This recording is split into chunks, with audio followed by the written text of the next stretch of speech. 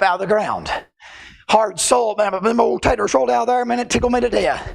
I knew Mom was going to wash them things up. We was going to butter the hides on them things, and we was going to salt them up, and we was going to have us some baked potatoes very soon.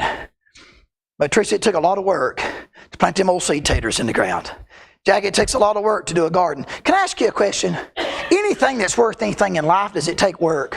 Amen. If you have a house, does it take work? Amen. If you have a car, cars don't take work. We better change the oil.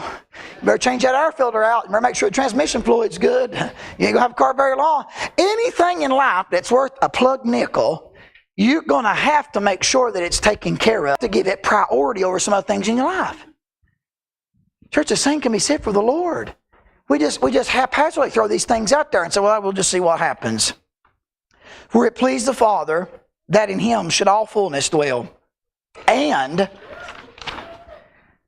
having made peace through the blood of His cross, by Him to reconcile all things unto Himself. By Him I say, whether they be things in earth or things in heaven. Church, all things reconciled unto Himself. We are His. We belong to Him. We're not our own. Our body's been bought with a price.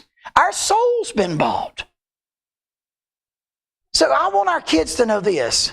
I look, and I've said this, I told our superintendent of schools before he put me as assistant principal, Happy Valley Middle School, I said, I don't do this job for you. He just looked at me. And I said, I won't do it for Catherine Hyder either. I said, but everything I'll do here, I'll do it as unto the Lord, not unto men. I said, because my life, it matters what I do because of Him. That's the truth. He's interconnected in everything I do. The way I treat Dara, I want Jesus to be pleased with it. The way I treat Grayson, I want Jesus to be pleased with it. The way I raise that boy, I want Jesus to say, you did a good job, Brandon.